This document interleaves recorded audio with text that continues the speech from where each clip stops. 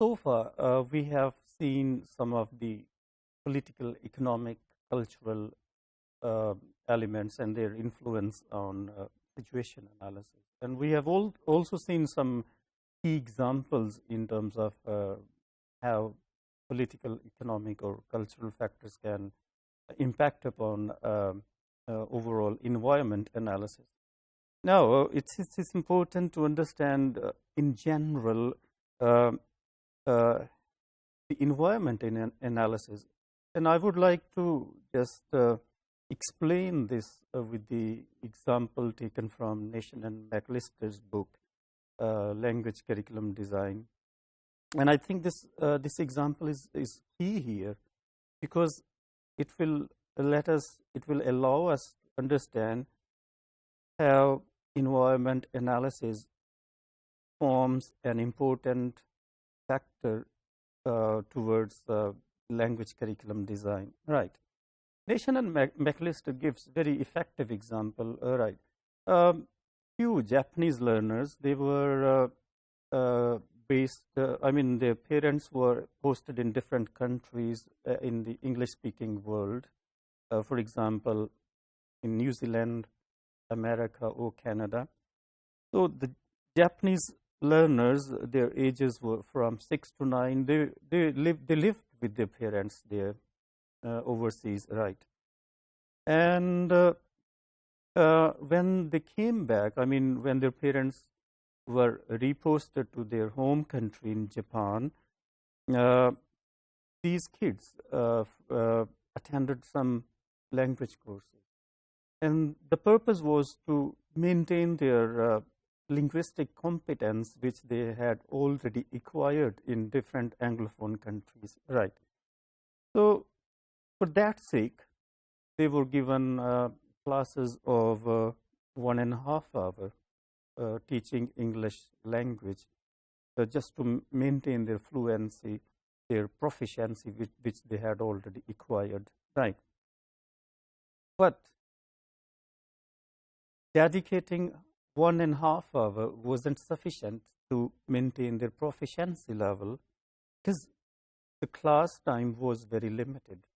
So these, as a result, what happened, these learners felt to have decrease in their interest towards language learning. And there was a kind of reason. The reason was there was like a bunch of Japanese. They could speak Japanese as well, and they could speak English as well. So because they were back home, because their environment was different, setting was different, teachers were different. So that constraint actually negatively impacted upon their language learning proficiency, right?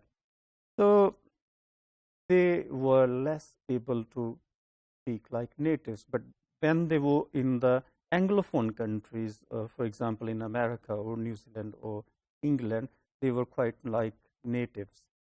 But their level of nativity gradually decreased. So as we have seen, the reason was the lesser contact hours. So I think this is very key example here, because ignoring this example might impact upon our overall language curriculum design process. So what could have been done then? Okay, the question arises.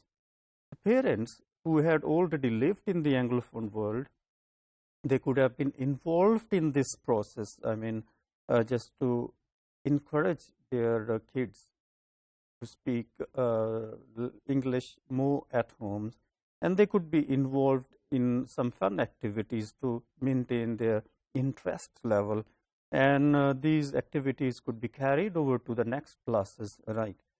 So, and what this example indicates, I mean, perhaps there was less use of meaning-focused activities in the language classrooms, and that's why that impacted upon the interest level of the students.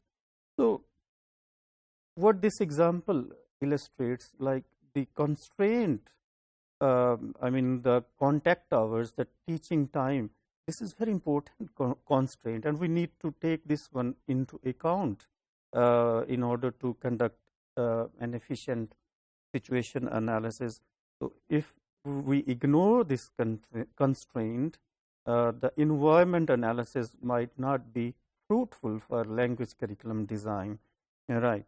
So what this example further illustrates, I mean, these kids could have been involved in story listening or speaking games or some reading activities at home, or they could be encouraged to maintain their diaries. Okay.